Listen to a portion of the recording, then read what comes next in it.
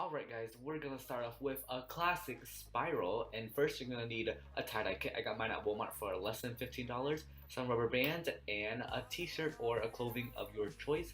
And first I'm just putting some water into the dye and shaking it up, and I did it with all of the colors of the rainbow. First you want to pinch the middle of the clothing and twisting it, and then you want to turn it clockwise or counterclockwise to form a ball of t-shirt.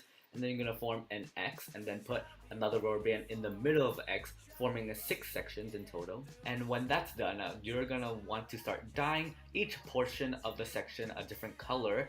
And now you're done. I just let it sit for 5 to 6 hours or leave it to overnight to saturate. I left it overnight, and when it's done, just take the rubber bands out and then wash it with cold water, and now you're done. And I also did this with a bandana, and you can do this with any piece of clothing you want.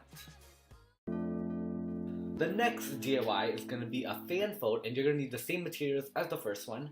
So starting in the middle of the t-shirt, you want to fold it and try to form it like a mountain kind of, and you want to keep repeating the step downward of the t-shirt and try to align each fold together, but if it's not exact, it's okay. And when you fold it all the way to the bottom, you want to start from the top now, and you do the same thing to the sleeves, but since I had a v-neck, I had to fold the v-neck in half and try to align it with the other folds.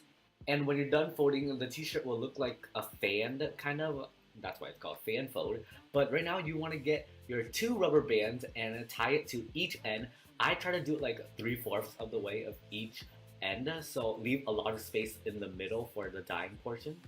And make sure to straighten out your clothing so there's no clumps in the fabric. And now you want to start off with the lightest color. I chose yellow, and I did it in the middle, and I took up a lot of space. And now you want to get red from the right of it and then overlap it with the yellow to form orange, and then right from the red you want to do purple. And since I want to do a lot of purple, I did on the left too, but left of the yellow you want to do blue and then overlap the blue with the yellow to form a green, and then left of the blue you want to do purple. Hopefully you guys got that. I need water now because that was a mouthful, but now you're done with the dyeing portion, and you can customize this however you want. You don't have to follow my exact pattern, but now you just want to leave it overnight to saturate and then wash it with cold water, and now you have this really fun fan print. I'm gonna be honest, this didn't turn out as good because I ran out of light blue tie-dye, and that's why I didn't overlap it as much as the yellow, but make sure to overlap it really nicely, and it still turned out pretty nice.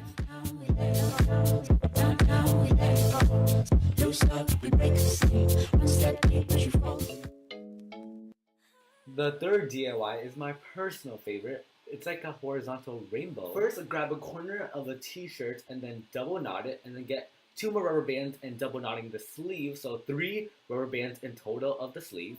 Then I dyed my shirt, but I recommend dyeing it when you're done doing all the rubber bands. Then I did the same thing with the rubber bands and did it at the end of the t-shirt, and then creating 2 more double knots, and then keep on building double knots in the t-shirt. I had 12 double knots in total, but I didn't measure them exactly. I just did random, and then I dyed it with each color, and I did more color and I did less of different colors. It just depends on what you want. I did less of orange and did more of purple, your choice. And then you want to leave it overnight again and wash it with cold water, and then you have this really cool and fun print. I did a lot of green. I think it looks really nice and really colorful, and I just love it so much.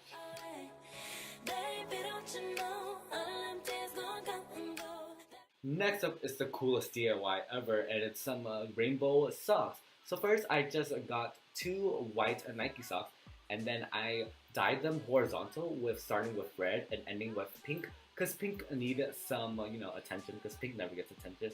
And I just did that all the way, doing 2 of each color, and then you want to turn it, flip it over, and it might bleed through a little. That's okay, and make sure just to adjust the dye and just add more dye to make it colorful. And now you're done. I left it overnight to saturate again and washed it in cold water, and it turned out so fun and colorful, and it really matches with white shoes. Just saying, guys.